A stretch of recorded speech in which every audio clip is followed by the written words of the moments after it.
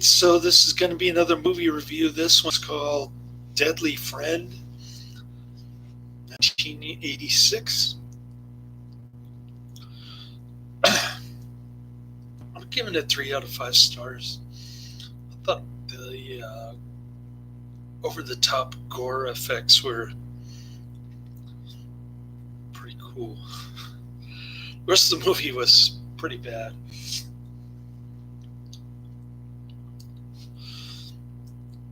What happened was they asked Wes Craven to do a PG sci-fi movie, which he agreed to do. But when they actually screened it for the Wes Craven fans, the gore hounds, of course, these people said there should be gore. After all, he had done Nightmare on Elm Street. So they were expecting gore and they didn't get it. They were disappointed. So during post-production, they inserted a bunch of gore scenes, which are pretty cool, actually. It does make the movie much, much better. And the ending makes absolutely no sense to me, but I guess it's another nod to the folks who were at the screening complaining that there wasn't any gore.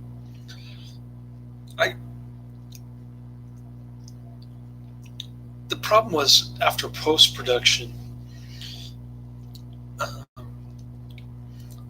the film industry hated Wes Craven so much that they slapped an X rating on it after all those gore scenes were inserted. So they had to cut a lot of gore scenes out again later on to get it an R rating. Fortunately, I got the X-rated Netflix version, which is cool. I would have hated this flick without the uncut version. But it's about this brainiac kid who's in 10th grade, I guess. He's got his own lab at the university, and he created a robot R2-D2 thing named BB. BB is good at protection. He, at the beginning of the movie,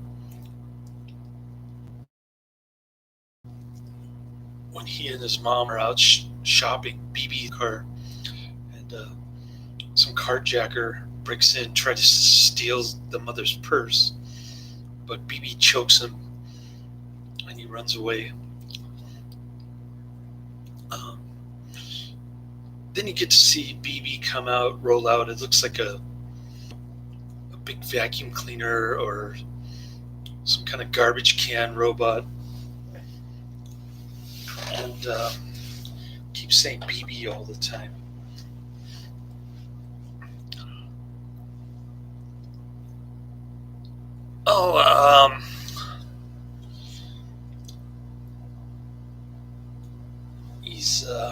He makes quick friends with this newspaper delivery boy.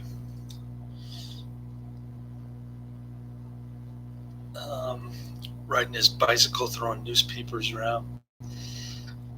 And then these bullies on motorcycles roll up and start beating up on the tin can robot. BB grabs the guy by his crotch really hard, and so they go away, but they say, I'm going to get you, or something like that. Then he meets the girl next door. She's blondie, 16-year-old with her breasts are well developed by the age of 16, and the dude takes notice. He's enamored by her. They quickly become friends, but her abusive father keeps her on a short leash. So eventually, the abusive father throws her down the steps. She bangs her head and dies, or she's brain dead. Okay, so she's in a coma. They take her to the hospital, and the father wants to pull the plug, which they do. But before that, the two boys plot to drive to the hospital. They end up inserting BB's computer chip into the gal's brain. Then the guy pushes a remote control button, and she literally comes back to life.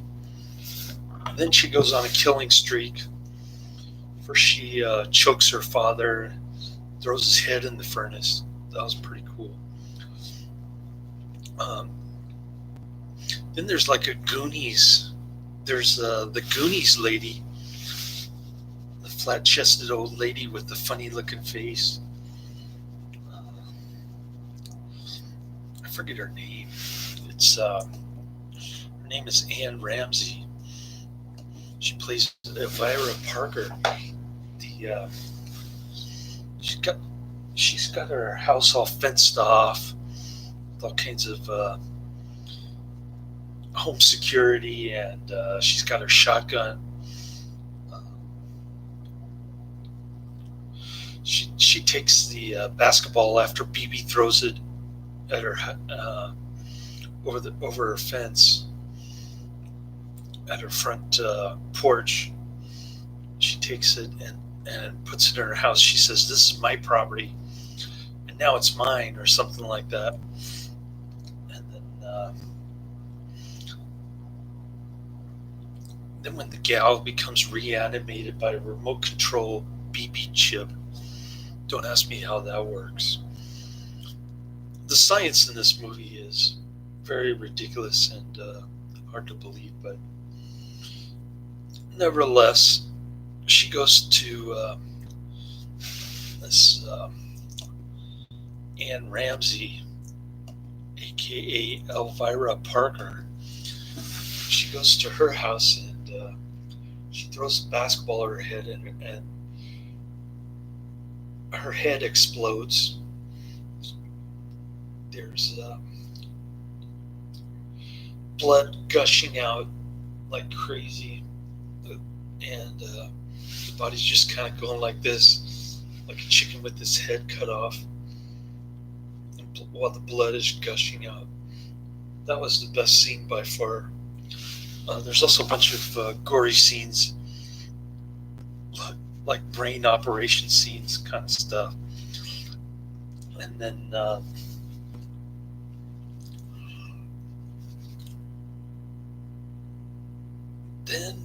she kills. Who does she kill next? Oh, she goes after the bully. And that's pretty much the end of the movie.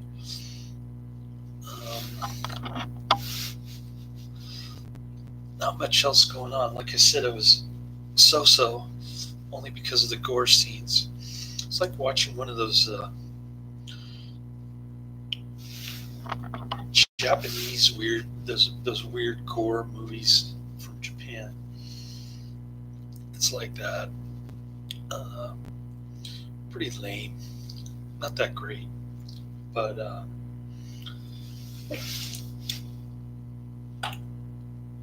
anyways, I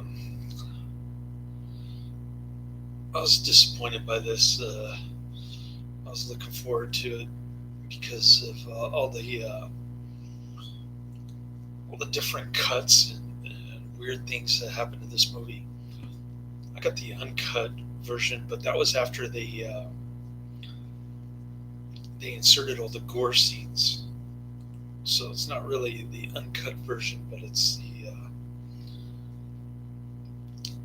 X-rated Netflix version, I guess you'd call it. So that's about it. I've got Curse of Frankenstein waiting over there. Stroker Ace is a long wait. And then I'll probably get Toy Story 3 this weekend. Not that I enjoy kids' movies, especially Pixar, but somebody told me that there was a scene in there where one of the toys is violating the non-aggression principle or something. And that's the only reason why I picked that Toy Story 3. I've got the E.C. Stevens movies, the Lady Godiva, the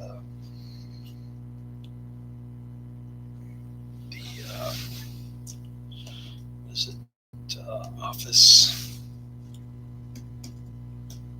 Love-In, White Collar Style. Yeah. So I'll be watching those 4 movies coming up soon. And we'll see what else Netflix has coming up on my queue. I don't remember off the top of my head, but yeah, kind of an interesting production timeline, editing process for this movie, but not a great movie, even with the gore scenes. It's like a boring Japanese gore movie. Not that great.